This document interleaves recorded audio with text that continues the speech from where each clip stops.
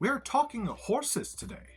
You don't need any sugar cubes. This horse isn't hungry. Standing proud and victorious over the lush Wiltshire countryside is the striking white figure of the Westbury White Horse. The horse is a giant. It stands 180 feet tall and is 170 feet wide. Or should I have measured him in hands and not feet?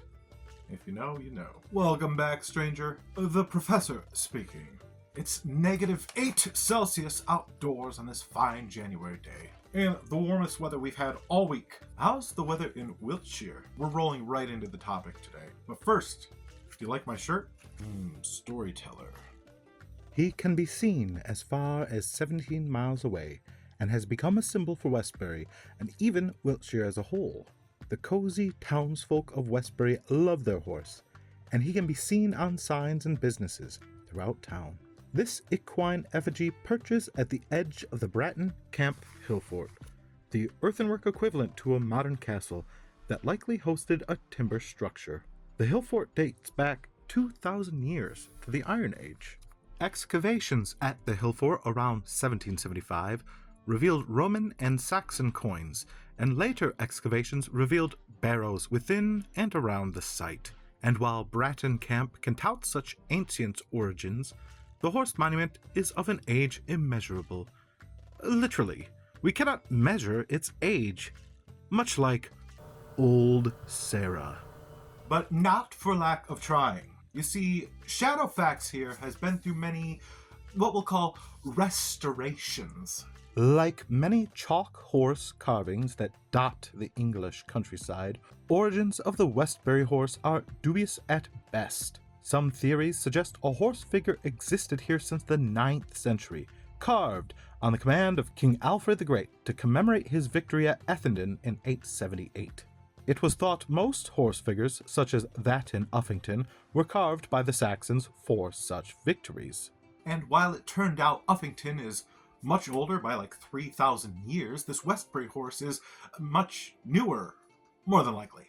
Also new, fun and exciting videos produced here at Professor Dark Academia, featuring magical mysterious places such as the Westbury White Horse. Check out our channels, look for any videos that might interest you, and be sure to like and subscribe as we appreciate so much, really, truly, for your benefit.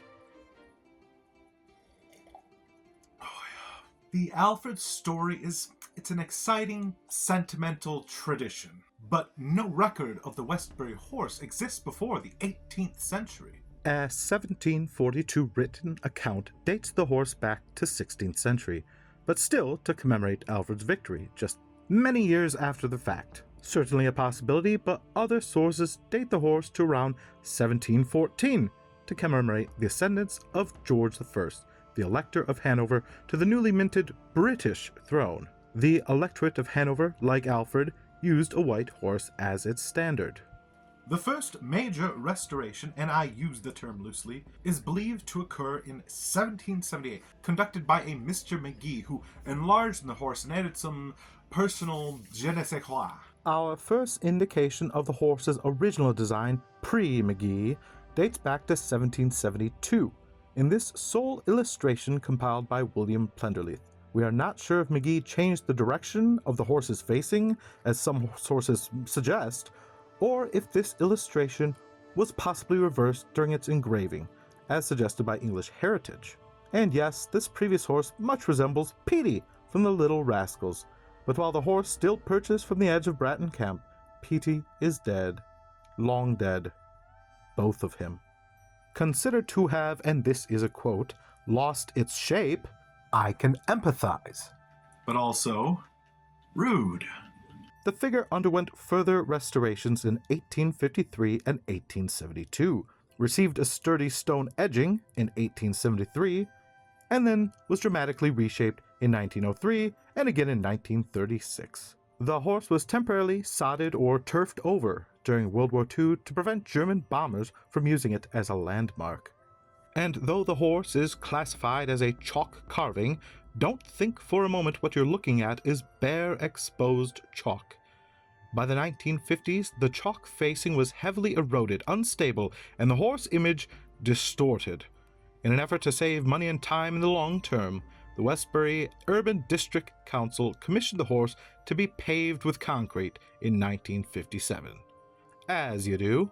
And since then, the once sparkling white horse tends to turn gray and weather-stained, requiring scrubbing and painting every 5 years or so, which doesn't sound very time-saving nor cost-saving.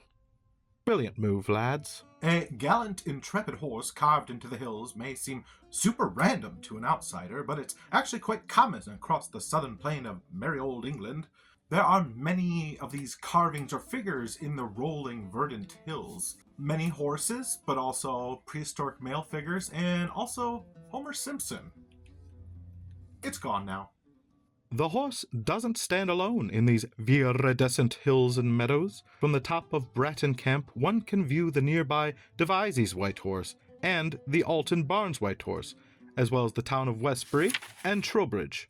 Stonehenge is 30 minutes southeast by car, and the Alton Barnes and Avebury complexes are some 35-40 minutes northwest. If you visit the site to take in its history and surrounding, just be sure to be leaving by about sunset, as the place has become very popular for what we'll refer to as public relations, according to one TripAdvisor review. It is very much a mystical corridor through ancient prehistoric Britain.